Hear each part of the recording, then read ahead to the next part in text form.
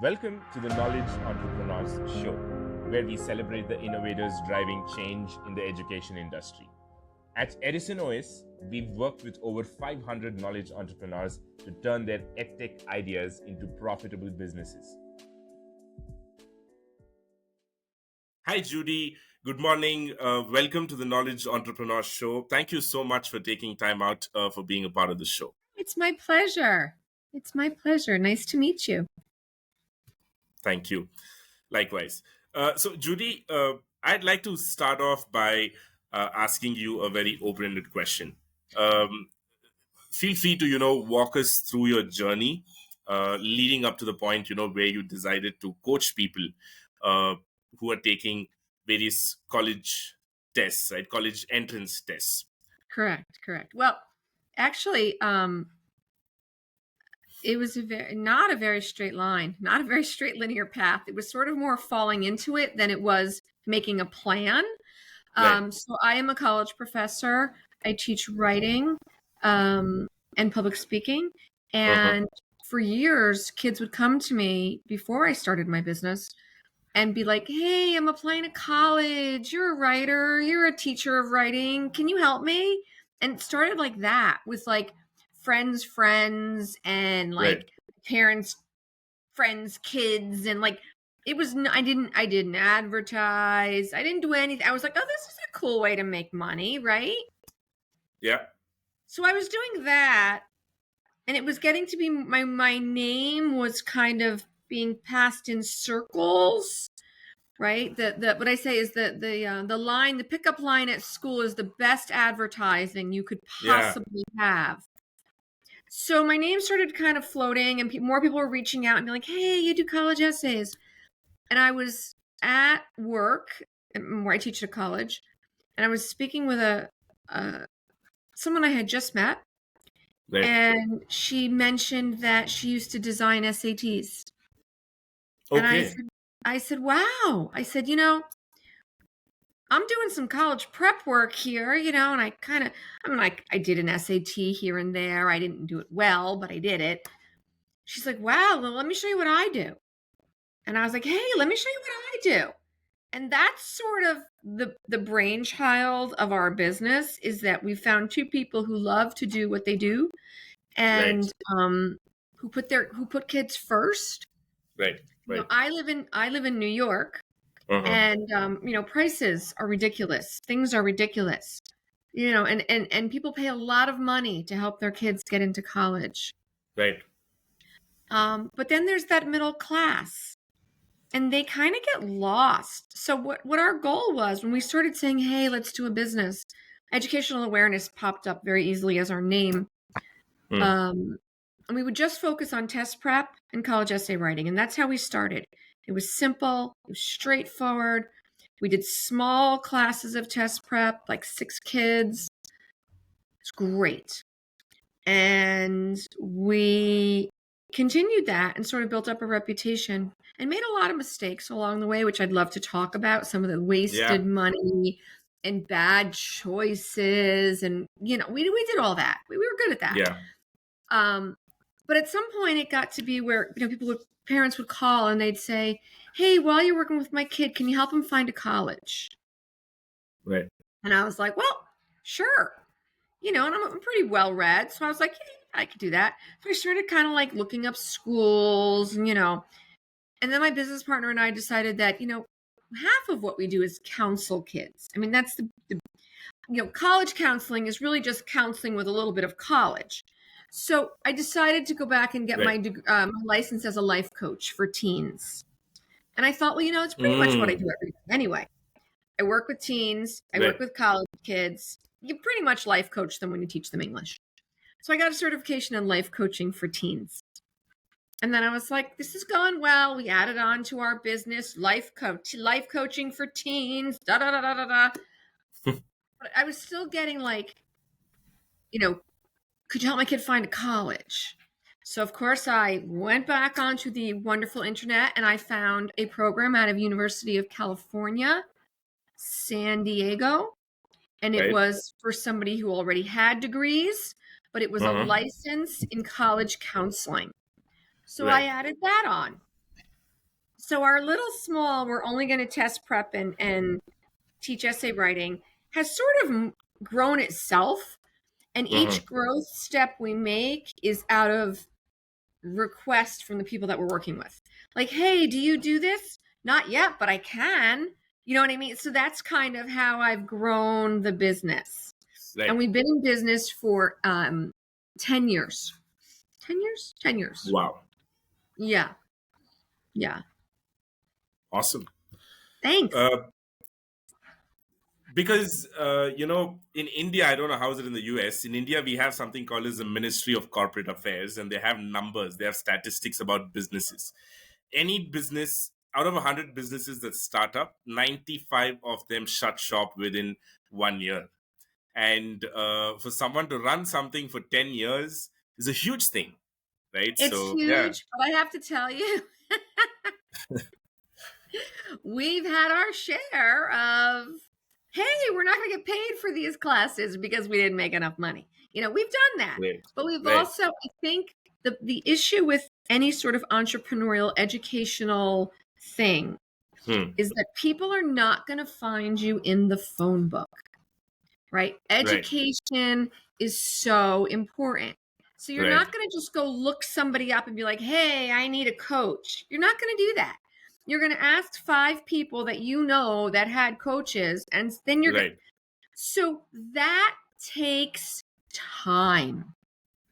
Yeah. And in the beginning, what we did was like, we're just going to pay for mailings and spend $500 to mail out postcards. And I'm going to put ads and stuff. You know what it got me? Nothing. Right. Because it's a business of trust. And I Yeah. think that I think it's so easy to say why. I mean, I could have folded up. Hmm. Absolutely. Hmm. But I was like, I really think there's a need here. But it took 5 years, 4 to 5 years before we felt like we weren't just helping people we knew. Hmm. Right? Like people would call me out of the blue and I'm like, oh, how'd you get my name? Oh, so and so gave it. And I'm like, oh, I don't know that person. It was like 5 years before like the random person would call me and be like, hey, I got your name from somebody. And I'm like, oh, but it took a long time. And I think for me, because I teach, I do have other income. So it wasn't like I was like, I needed this income to survive. Right. So I think at this point, I could stop teaching and live comfortably on my business. But I like to teach, so I do both. But it took me almost 10 years to get to that place where I'm like financially stable and doing well. So I think a lot of entrepreneurs think it's going to be quick and they get frustrated after the first year because it's not going quick and they shut Yeah. down. That's not what I thought it would be. Okay, well, you know what? It's never going to be what you thought it would be. Right? Yeah. We're never going to make unless you're Bill Gates. I don't know. You make $1 million in the first year. Most of us we lose money the first year. Yes. And I think going into it knowing that makes you a smarter business owner. Yeah. Yeah. Right? Don't expect income. Don't expect profit for 3 years. Just say, you know what? I'm not. And if you do make money, congratulations. But I wouldn't expect anything for 3 years. So maybe starting your own business has to happen while you're still working on part-time, which is Yeah. what we did until we had enough momentum. And I probably should have given up my job, but I love teaching. So I continue to do it. But I think we knew going into it wasn't going to make us rich in the first year. And I think people give up too easily. And that's why those entrepreneur businesses fail. Yeah. Judy, from what you spoke so far, I've just got a lot of questions. But the first one, let me come from the order of the things that triggered the question. Right. The first one, you said when you met your partner, business partner, you said she was designing SAT. Am I correct? She was on the committee to write the SAT.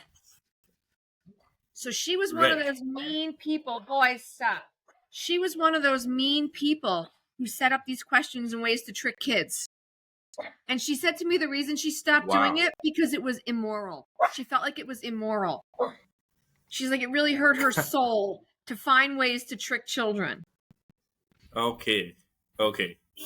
Got it. And Judy, you also, mentioned that it probably helped you because you already had a job and therefore you had the luxury to kind of, spend 5 years. But Right. you can also look at it another way, right? I mean, it's only people with no choice end up doing stuff sometimes. When things are I already agree with comfortable, you. it's even more I difficult, right? agree. There are two ways to look at it. There was the way that I did it, and then there's the throw everything you own into it and Yeah, spend 24/7. I was just watching a documentary yesterday on Ed right. Sheeran. Do you know Ed Sheeran, the musician? Yes, the Okay. musician, yes. Right. So he just did a documentary. It's on Disney. Okay. I don't know why I'm advertising for Disney. But anyway, what he said I thought was so profound. He said, everybody, I looked around, shh, boys, I looked around and everybody in my business worked 1 or 2 days. Sorry. Yes. Thank you. Everybody in my business worked 1 or 2 nights a weekend. He said, so I worked 7 because I knew that if I did it enough, something great would happen. Right. That was, and I thought that was I thought about that in preparation for our conversation. I took a path of being a little bit afraid and relying on, Charlie, stop, please.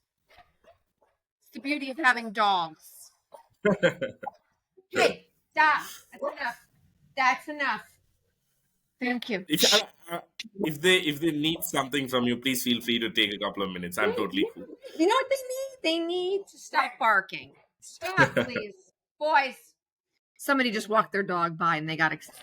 Okay, got it. So what I was saying was before the dog barking is I thought it was amazing where he said, I looked at everybody else and saw what they were doing and I did it 10 times harder. And his theory was they can't ignore me if I'm in everybody's face. Right. Right. And Right. that's certainly a way to look at it. I think there are definitely two paths. And I think that for some people, you're right, necessity breeds invention. Right. Right. So I think Right. you're right. If I didn't have my other income, I would have probably had to push harder, work harder, and it's possible. But I also think you need to realize that right up front, you're not going to be rich the first year. I think it's just a real, No, like a in fact, reality. I'm not in, I meant to only give more credit to you because it's easier when you have no choice to continue. You have all the more reason. When you're already, making some money and money is not your, the most high priority thing. Despite being in a comfortable position to stick to something and do that Yeah. is another, it takes another kind of a discipline to do that. And a different kind of discipline. Right. Different kind of discipline. Agreed. Yeah. Agreed. It's more easier when you have no choice, but when you have choice, it's easier to postpone and, just Well, yeah. And I'm procrastinate. sure it's also easier to throw your hands up in the air and just stop Yeah. because, Yeah. So, there's yeah, nothing to that's what I meant. hold you to it. Yeah. Yeah. But you know what? You also said you could have stopped teaching, but then, you love teaching. I love And teaching. I'm touching upon this topic because, it's always good to talk get positive things about an activity. And here, our viewers are mostly going to be teachers. And could you share a few words about why is that, you love teaching so much so that I when you have a successful business also, you're teaching? I think that I don't think teachers are made. I think teachers are born. Right. And I think for me, I love that feeling of brightening somebody's day, opening somebody's eyes, having an aha moment. I love being in the classroom. I learn more from them than they probably learn from me, and I wouldn't Right. change it. To me, I also feel like it keeps me in touch with the kids and what they're doing and where they're at. And because I'm working with that age group, basically, it keeps my hand on like that age group. I feel like as I get older, my kids are grown, so I don't have any like reference to like what music are they listening to, what do they like, what don't they like. Like I don't know. I feel like that enhances me as a coach, like, and as a guide to get them. Right. So for two reasons, but I just love that moment where like someone gets it and you're like, wow. Got it.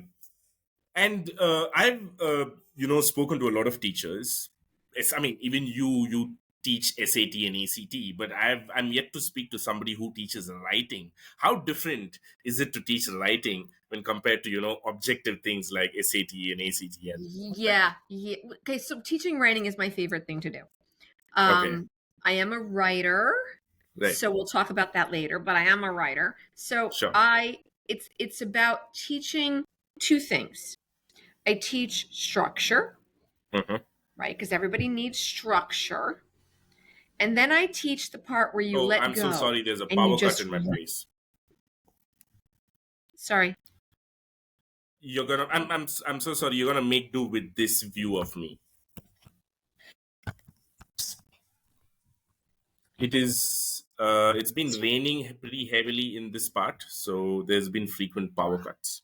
Okay. I've got backup just enough for my computer and the laptop and the Okay. internet. That's cool. Um, so I teach two things. I teach structure and then I teach, how to put your ideas together.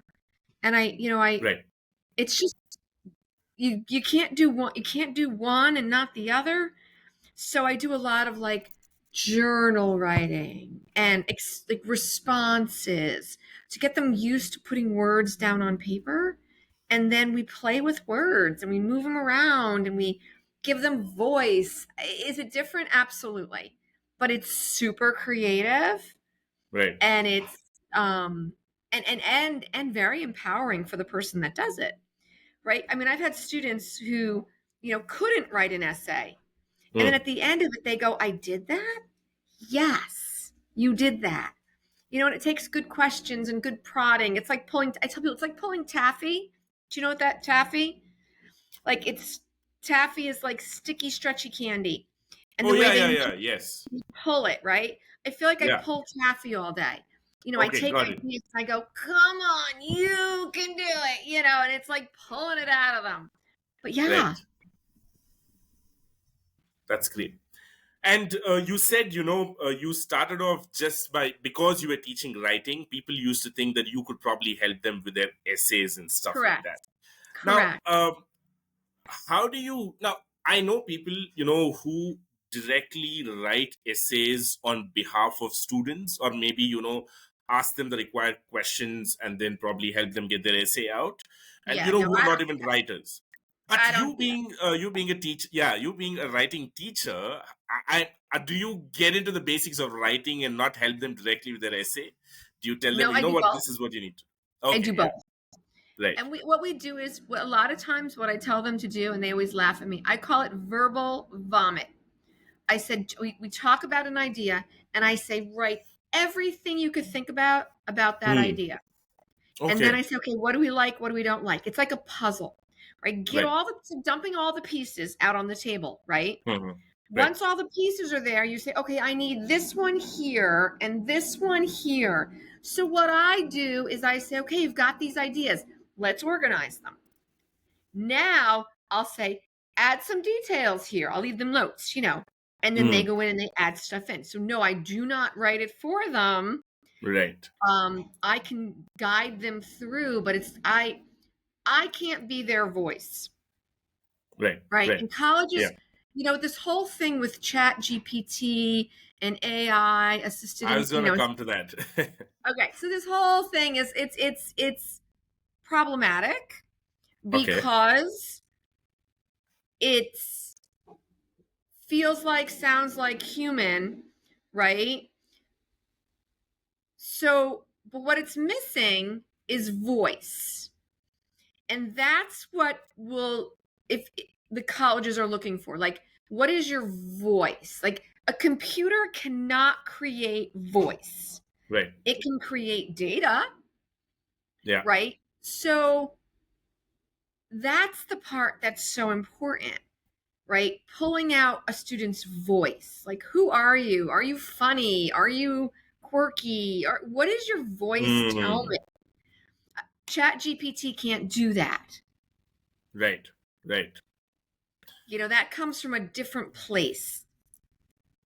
So as a teacher, it's not really your job to, you can only tell them, look, this is what ChatGPT is going to do, and you're going to tell them how ChatGPT is not going to help them. But at the end of the day, I think it is the students' volition to be honest and sincere about the work they do, right? And Especially in your classes, which is all about writing. abs- absolutely. Absolutely. I mean, and I've had students, they did I read an interesting survey, an interesting study. They did this Hmm. study where they gave English teachers a Right. bunch of essays to read, right? Hmm. And they Hmm. mixed in Chat GPT essays. Okay. And many teachers could not tell the difference.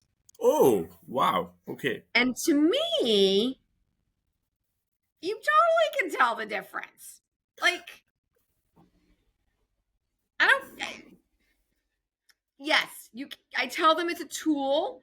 What I tell them is it's a great tool to summarize an article. It's a great tool if you need some background information. It's Right. great. It's just not a great tool when it does the work for you. Yeah. Maybe use it as an assistant to kind of lay out a Assistant, structure for like we you. used to use growing up, we used what was called Cliff Notes, right? There were Right. these little Right. books, right? And we open them up and it would tell me what I didn't want to read Hamlet. I read the Cliff Notes. It's Right. basically what Chat GPT is supposed to be, right? Right. Assisted education. So I don't need to buy the book. I just log on to Chat GPT and they summarize it for me. But I kind of equate it to that. It's a more tech savvy version of what we did, growing Yeah. up. Got it. Judy, going back to your business, you said in the start of a conversation that you'll talk about the learnings that you had, beginning. Yeah, so you think your business is the best business in the world, and you think everybody's going to love your business because you do. Yeah. So one of our biggest mistakes, and not only did we make it once, we made it twice, which tells me Okay. that I'm not that great of a learner. But the first thing we did was we started the business. We printed up trifold, like little brochures. And Right. here I Right. was thinking I would put these brochures all over the place, and people would take them, and they would call me, and I'd be fine. First of all, printing is expensive. Second of all, many places would not let us leave them because they don't advertise businesses. Right. Third of all, people don't hire you off a brochure. Yeah. So we spent over $1,000 about the second year we were in business creating this brochure. I could have basically went on vacation for that money and it would have been more profitable because it brought in zero. Right. Yeah. Then we decided, so not smart sometimes. I think we look back at our stuff and we say, what was I thinking? Then we decided to do a mailing. We thought, I'm going to get all the kids in the school districts around me and I'm going to Mm-hmm. print up a postcard. And of course, I know that I throw those away at home, but my postcard is going to be the best postcard in the universe and they're going to love it and they're going to hire me. Another $1,000 later, I print up my postcards, I get them to the post office. Not one call. Okay. Not one. And then I think it took us a while to realize, like, you're not that great. The only way to make business is through connections, Right. through contacts, right? If a mom is happy about how I treated their kid, they're telling all the moms at the bus stop. They're telling all the moms at the baseball game. They're telling all the moms on the pep rally. Right. Right. Right? In a business where you're asking someone to trust you, you cannot buy that. Right.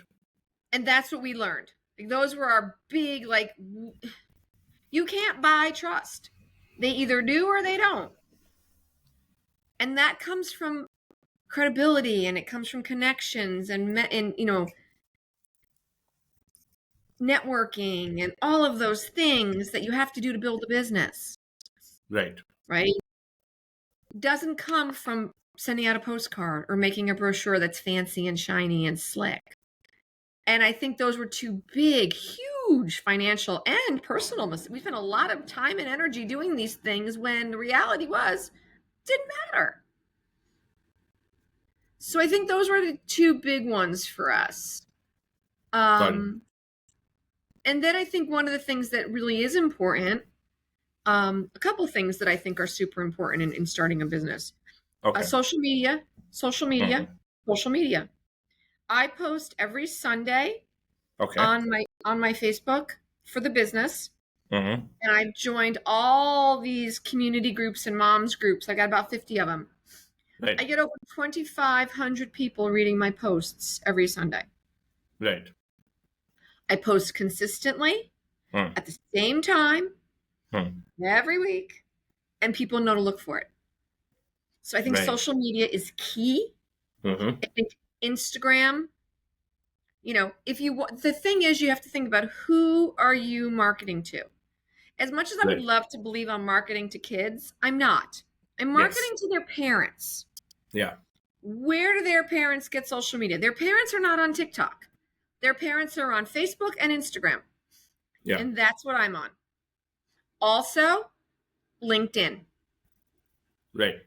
LinkedIn was huge for me, right? Okay. I went on and I joined every educational group I could find, as well as every person I might even have remotely known. I asked them to join my LinkedIn. I think Hmm. that was huge. Right. 3, website. People check your website. That I do know. Right. Right. Make a website. I think that was something that we learned, and it has to be fluid. You don't want a website that's going to be static. You want something that's going to change or whatever, grow. And I think that was big for us, making a website and putting it out there. And making up little business cards, and that's all we had to do is make up business cards. All that other stuff was garbage. And it just has our website on it and our information, and here you go. And our business cards say, we call it a 1-2-3 plan, right? 1, testing, prep. 2, counseling. 3, applications and essays. 1, 2, 3, one-stop shopping. Quick, fat, like engaging, but I only give my cards out to people who ask. So you're not just spreading out your stuff everywhere. It's like, here, take this, right? And the other thing that I did, I think was huge, huge, huge, huge, huge for growing our business is I joined a networking group. So I joined, BNI. I'm sorry? BNI. Is it one of them? No, Master Networks. Okay. Master Networks, which is out of Texas, but all over the United States and Canada. Mm-hmm. Mm-hmm. And what's so great about it is, I have a chapter. I have people in my chapter who now know me, but Yeah. because we do all Zoom, I've been to Utah and I've been to Florida and I have clients in Texas. So for me, they're buying me. Like, so Right. I'll get on a meeting and talk about what I do and be super energetic. And then people reach out and they go, I'm really interested in what you do. That has been such a big game changer for me.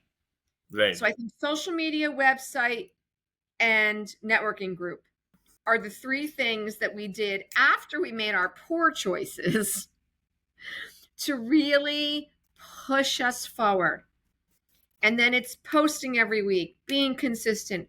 I go to master network meetings, not only in my chapter, but I make a point every week to visit another state. Other.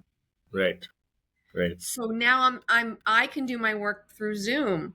So I don't need to be in the same state as you to help you write your college essay. Right. Right. So now it's taken this very, very small little business and it's went, wow.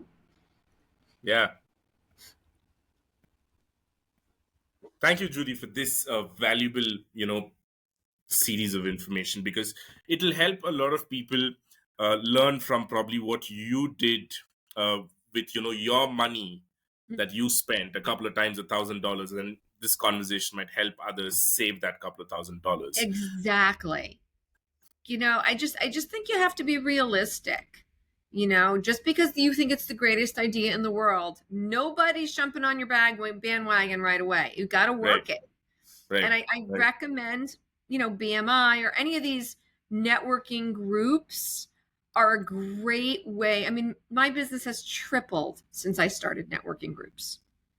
And because even if maybe you don't have somebody who needs me, maybe your next door neighbor needs me. Or like Right. it because I reach so many people every week, it has changed the business. So I think as an entrepreneur, that is something I would say. Those three things: social media, website, and networking group are the three things that I think make a successful business. Great. I had a similar conversation with another person from I think North Carolina. His name is Jeff Negus. He's a math tutor. He was a former Navy officer, and he used BNI and another thing called as alignable. Uh-huh. That was the first time I heard it. Just sharing, in case somebody Yeah, wants to align. Yeah. explore. Yeah. Absolutely. And I just feel like and again, do not to diminish LinkedIn. Not to Yes, diminish yes, LinkedIn. I think that LinkedIn is really a yeah, great tool if you yeah. use it. You're right. Yeah. Uh, Judy, you spoke about, the learnings that you had, and then you said you started off by printing brochures and then, sending postcards. But you said you discovered this could be a business based on people reaching out to you. Can you help me write? Now, what happened with those connections? Didn't you maximize on that? Didn't the word of mouth spread there? Just So trying to that's fill the gap. right. Yeah. So that's basically what we did. We relied on people's recommendations. And what we started doing for a while, again, maybe a little bit of a failure. Um, we started doing what's called, I guess, a MailChimp. It's a like Mailchimp, a yes, yeah, yeah. it's a mailing program, It's an email, yes, yes. So what I would do is like once I had a client, I would send out a little MailChimp and be like, "Oh, college essay season just opened," or "Did you read this recent article?" And I would mail it out to all the people I was working with Right, just to kind of keep me present in their right, brain. So maybe like the next time someone asked them for somebody, a tutor or a bit, I would be remembered. right. But what I found is that people don't want that. Like they read too many emails during the day. They're not interested in so I just literally stopped and said, "You know what? We're going to do this by word of mouth." Hmm. Right. I'm never going to be a Kaplan or one of those big companies Yeah, that does yeah, test prep. But I don't know if that I want to be. yeah, exactly. I don't think I want that. So I think my way is just is good. You know what I mean? It works. No, it's interesting that you brought up that big company, Kaplan, and whether you want to be or not. I had another chat, session with another person who was working with Kaplan, and one of the patterns that I've seen with all of these test prep coaches, they start off in places like this. Then they see things that they're not on board with. They see Correct. gaps, and that's how they come out and try and fix those problems. Right. But I think they are big machines that are going to keep running no matter what. They But are, but it really, to me, it's, dollars versus cents, right? yeah, Cents not meaning CENTS, but SENSE. yeah, Um, they charge a lot of money, but what are they really teaching you? So the way that we approach the SAT or whatever test is, I'm going to teach you how to take this test. right, I'm not going to teach you how to take 7,000 questions because that's not going to make you any better. You're never going to see these questions again. I'm right, going to teach you skills.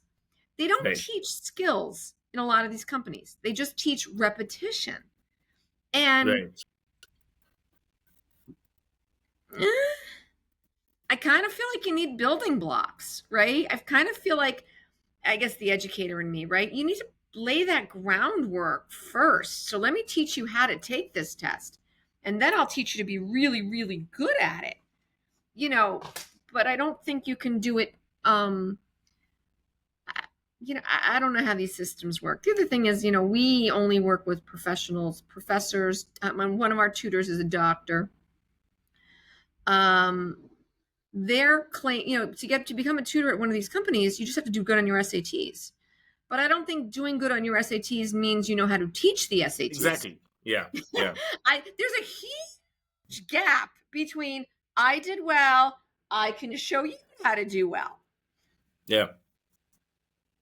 In fact, a lot of the people say that it's not the skills that handicap students; it's also the mental setup, right? Some people are Anxiety. really anxious, uh, Anxiety. Yeah. anxiety. So Yeah. much so And that's there's one a of the test things. prep called no anxiety test prep. They just Right. focus on that. So And that's a lot of what we do as coaches, as right, understanding how the people think. And even right, just being in the classroom, I understand anxiety. I am right, part of what, even though I'm not saying to you, I'm going to teach you how to manage your anxiety. What I'm going to say to you is, hey, try this and see how it feels. right, Right? right, Don't use the word anxiety, because then everyone's like, well, I don't have any test anxiety. Yeah. Try this approach. Hey, look, you got the answer 3 times. How does that feel? So you're managing anxiety while you're teaching test skills, right? You do both. right, right. Yeah. And Judy, you started off as two people, and you just said you've got other tutors working with you. Yes. So now you've grown into a bigger team. And Yes. how many people do you have, and what are the different roles that you hire Okay, people so we for? have obviously myself and my business partner are, Right. co-owners. Right.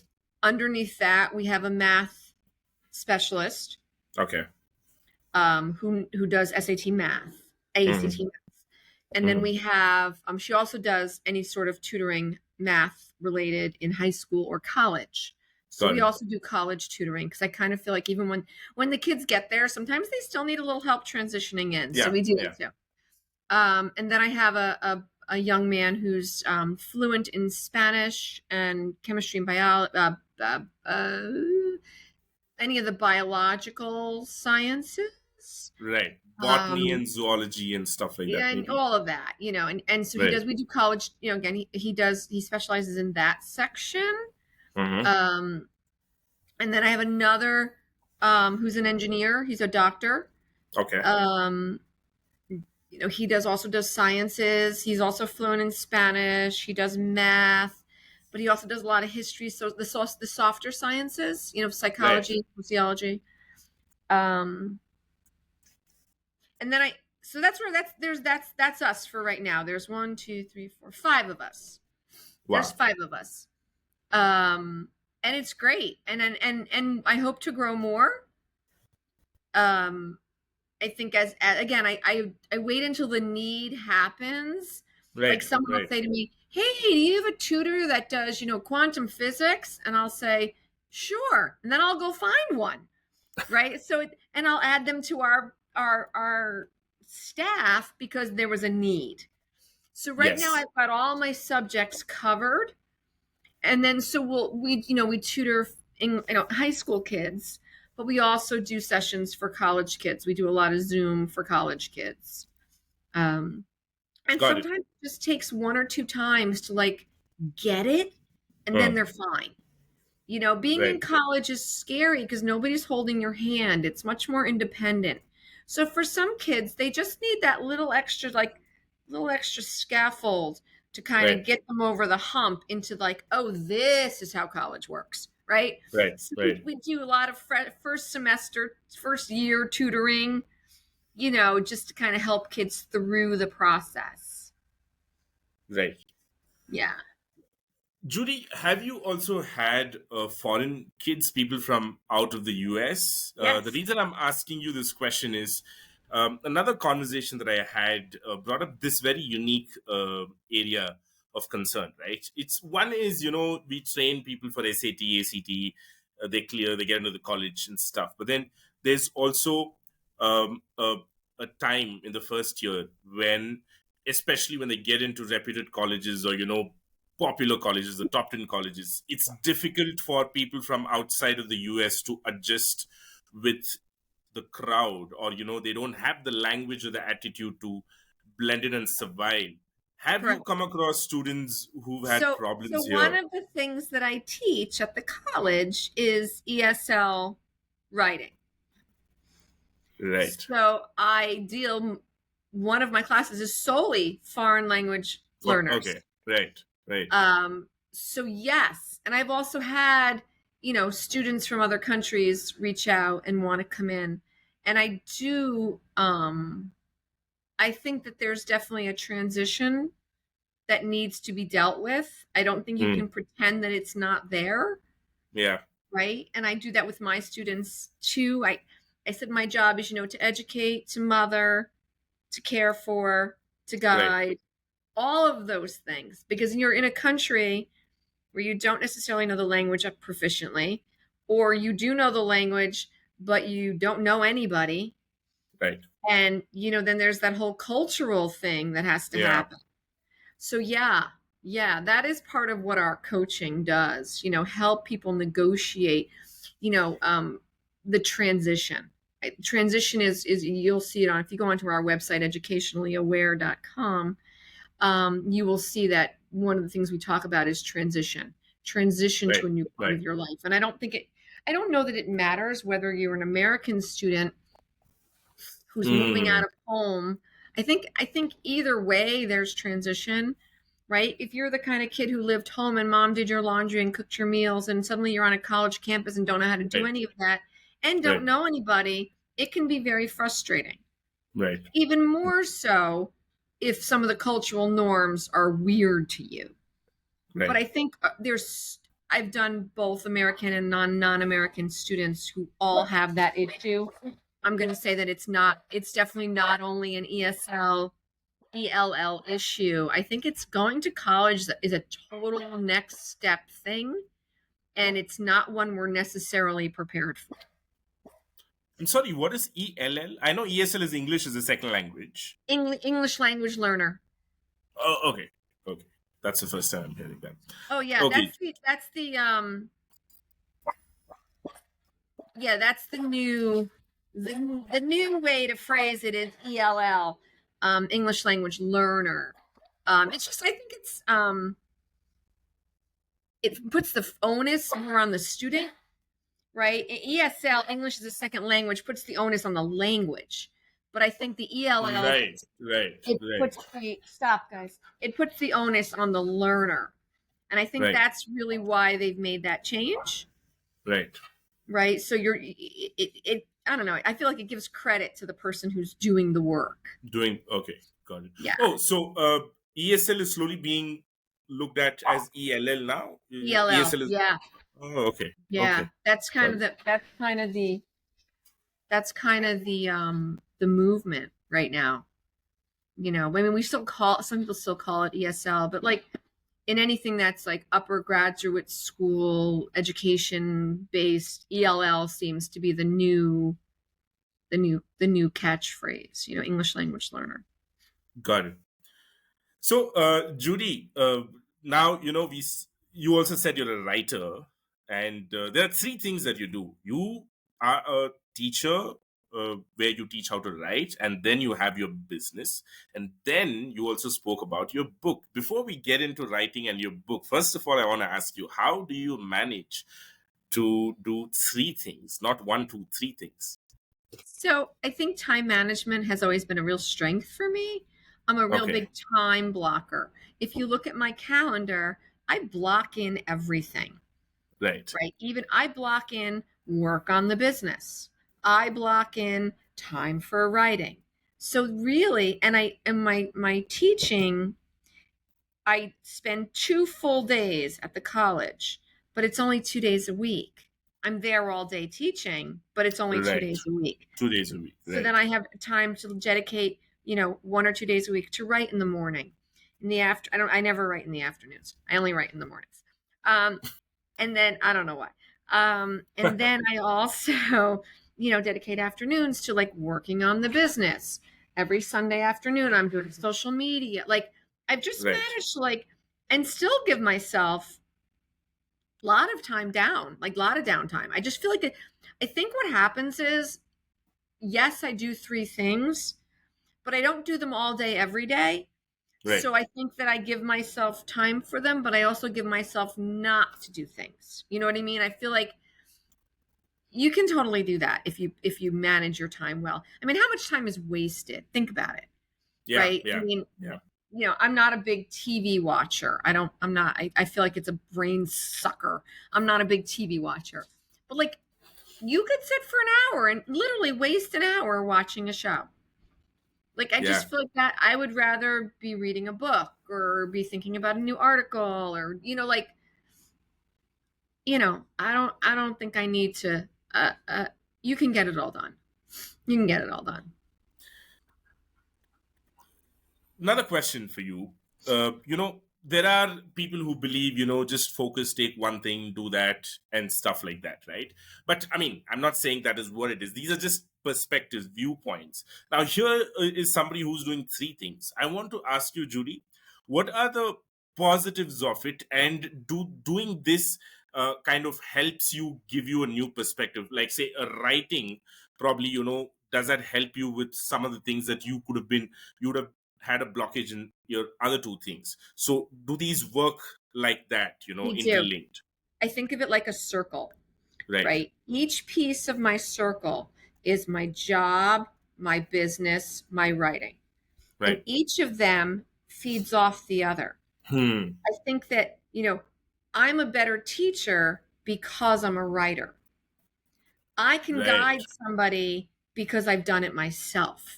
Right. Right. Right. So Right. Right. I can be a better coach because I spend time with college students. So each of the pieces makes me better at the whole, Hmm. right? I think of them as three parts, but they're really overlapping constantly. Right. So I think that for me, the benefit is that I'm better at what I do because I do these other things. Right. It makes so much sense, especially after you said, you teach writing and then you write. Because I was talking to somebody else, and then he said, being a teacher, especially vocational training, or, if you're teaching someone a skill that's going to help them get a job, you better be a practitioner of it 50% of the time. Uh, Absolutely. Like I don't want to learn accounting from somebody who's never been an accountant. right. I feel like that you don't get it. You don't Right. get it. Right. Yeah. Right. Great. So, Judy, you became a teacher before you became a writer, or I've always written, never even when I was young, I would write. I right? loved to Got it. write. Okay. But I didn't think I would do anything with it and I didn't think it was very good. Right. But so I've always done that. And then about years ago, maybe 4, um I wrote this article and I submitted it to a magazine called Best Self Yeah. Yeah. and they published it. Okay. And I was like, "Oh, maybe I'm pretty good at this." Um so now I'm a contributing writer for them Okay. and I was like, "Well, I can take all these things that I'm doing, writing, and I can Right. put them in one place and call it a book." So my Right. book is called Words Matter, Yeah. and it really is about looking at life from a little bit of a different perspective. Right? I say look at life through a new lens. So really, it just is the completion of all of the things that I'm doing. Right? I feel like I'm always telling people to look at life through a new lens. I'm telling students to explore who they are. I'm telling people to write their thoughts. It's all the same. Right. Yeah. Judy, this is for because you're a writer, and then you've your articles gets published in magazines, I'd like to ask use little few more minutes to probably give some value to the aspiring writers out there.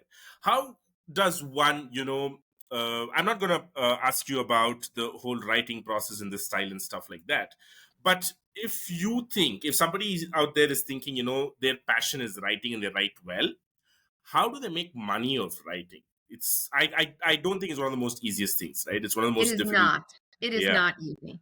It is Yeah. not. So many, so for me, I didn't want to give over the rights to my writing. I wanted to maintain my own. So I chose to be published in magazines that don't pay you, but they also Mm, they don't own them, because I okay. wanted to use them in my book. Now I do make money on my book. You can certainly Right. make money, but it's very hard. It's very hard. So I mean, I work with students, kind of coming around full circle. I work with students who want to be writers, and I say to them, "Okay, what are you writing? Right. We're writing newspapers. Are you writing? I mean, there's a whole new major out there. People who write social media. Hmm. So there are ways to incorporate. I think what I do, and I write for me, like my book is about women and people, but if you want to make a living out of writing, Right. you need to choose a specialty, Mm-hmm. right? And then you need to just focus on that, right? Just like you would choose a business specialty, like you're going to choose accounting or marketing or public relations. I think you have to say, okay, I want to be a writer. I'm going to write news, or Right. I'm going to focus on social media, Right. or I'm going to focus on business writing. Right. I think the way to make money writing is to be an expert at a specific kind of writing, right? Right. Creative writing is never going to make you rich, right? Hmm. Writing a book, that's creative writing. Right. You can do that. If that's your passion, do it. I do it. But if you want to be a writer, you need to say, this is the kind of writing I'm going to do to get a job. Just like you would say, this is the kind of business I'm going to study to get a job. Got it. So Yeah, you are a creative writer.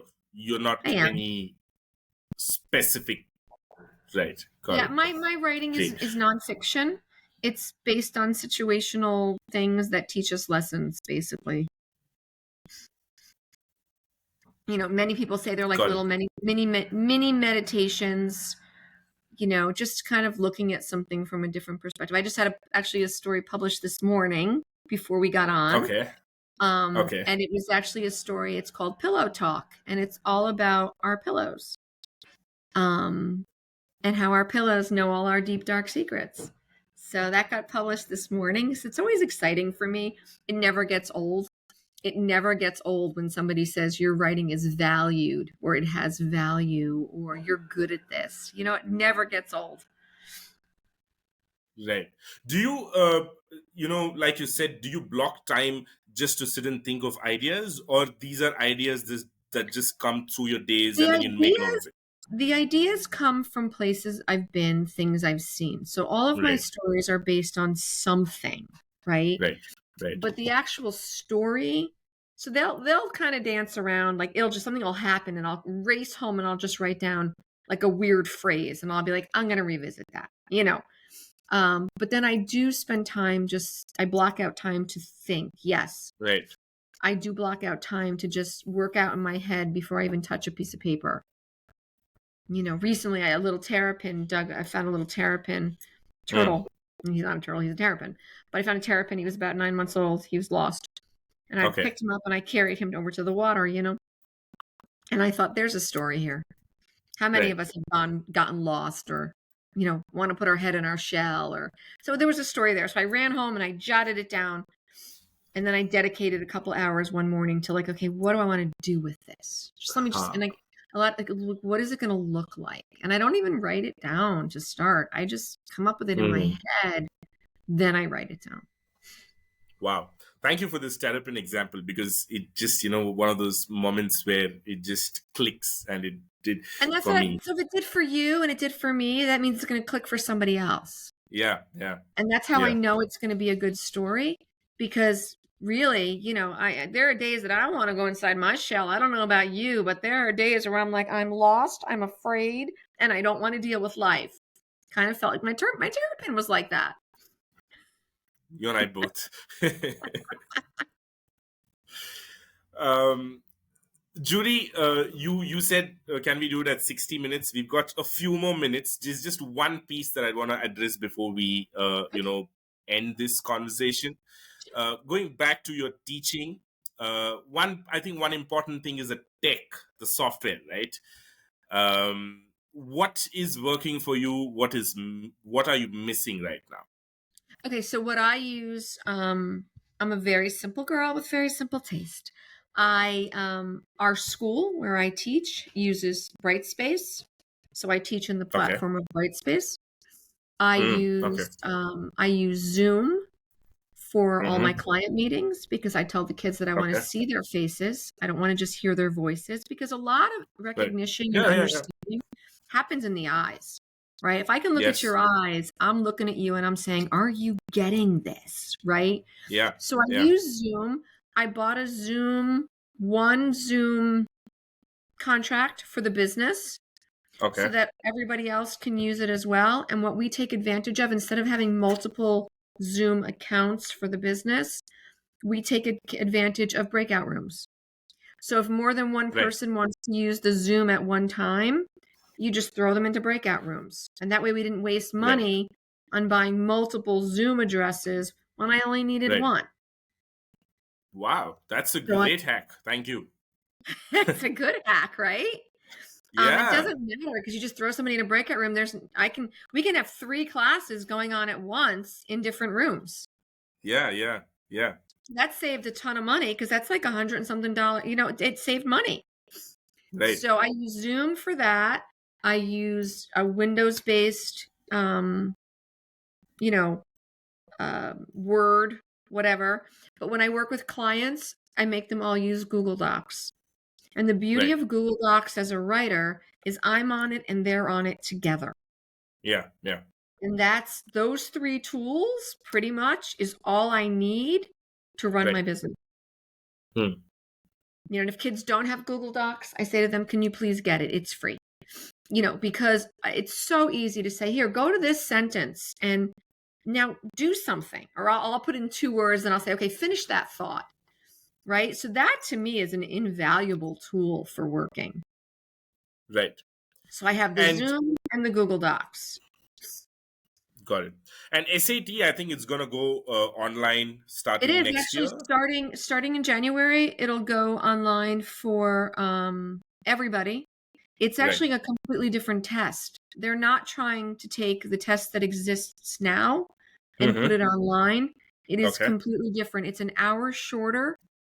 Okay. It is similar to the nursing exam, where Hmm. depending on how well you do on section 1 will determine the difficulty of the questions on section 2.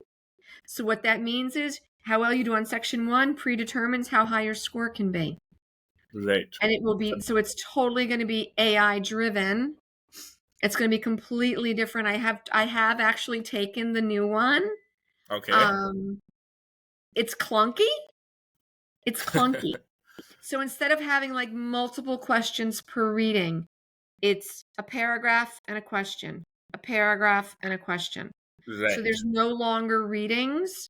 To me, it's a little clunky in that Okay. it's a lot more reading, but it is an hour less of time and Right. it's way less questions. But I'm still seeing myself teaching it with a scrap paper. I feel like there's need to write stuff down. I think that's one of the ways that makes it clunky is there's a notes feature that Mm-hmm. you can then write a note on the side, but I feel like that's what makes it cumbersome, right? Right. Right. Highlighting and the notes. So I need to spend a little more time on it and figure out how to streamline it a little bit. I think right now even I struggle to finish on time, just because I was unfamiliar So I Right. didn't really know about, I was trying to figure out how to write notes, and I was trying to figure out how to highlight things. And I also think that there's a whole screen thing. I think it's Hmm. harder to read on the screen Right. um, for a lot of kids. So I think it's going to be a huge transition. I get why they're doing it, but I also see where there are pitfalls. One of the things is if we're going to all take it at the same time online, what happens if we have a power outage? What happens if you lose internet connection? Like, there's a Yeah. lot of issues that I think Yeah. are, I don't think the transition's going to be smooth. I really don't. How is it going to affect your company systems? Is it have you started thinking of it? Are there any I don't changes that think you've it's already gonna made? if it's I don't think it's gonna make any difference because I can get a sample test and still teach it online. Right. So Right. that's fine. I can do that through Zoom and share my screen and go through it. Right. As far as the testing, and I think eventually these tests are gonna change completely. But the other part of our business that continues to grow is the counseling and the coaching and the essays and the Right. applications. So, I feel like I've got so many layers there that even if it affects it a little bit, I've got lots of other places to go. Right. So I don't have all my eggs in one basket, so to speak. And I think that's really important too if we're going to talk about entrepreneurs and businesses, right? Your business shouldn't just do one little thing because that one little Right. thing disappears, you're out of business. So we built it like kind of like layers of business. And I think that Right. helps because we can always pivot to a new Yeah. direction if Yeah. we need to, right? Yeah. Just be a little fluid, so to speak, right? And focus more on one than the other or whatever, um, to keep it rich. Got it. Yeah. Got it, Judy. Yeah. I hope that I gave Judy, some good advice today. oh, you did. That's exactly what I was gonna say next. It was amazing. I do have a lot of questions more, but I think we'll probably do it some other time when you're available. Another 60, 120 minutes also will not be bad for me because, you're not just doing one thing, right? There's so much that I want to ask you about writing. Uh, uh, I just have to come and just put some thoughts and then I know that you're going to say some things. And that's going to be so, just like the way you mentioned about the terrapin, right? It just clicks something. So these little things, I think, these are the things at the end of the day for writers, especially little things just gives them that perspective and it clicks and then things work. So Yeah. I love eliciting such things from guests, and Thank you. yeah, Thank it you. was great, lovely talking to you, This and was so loved your fun. energy. Yeah, it was totally. And thank you for finding it fun. I'll take that as a Yeah. compliment. And yeah, I will, be in touch with you, and I will communicate to you as we publish these things. We first Great. publish the audio version because that's easier for us, and then the video, which will probably take a month. Audio version will be done within a week, Okay, and cool. I will share it with you, and then you can share it across with your network. I And absolutely am going to do that. yeah, before we end though, Judy, I'm just going to stop. Oh, and just one question: any feedback about the podcast? Anything that could have been better? No, Please I feel free to loved it. share. I loved it. You're so easy to talk to. Great, thank you very much.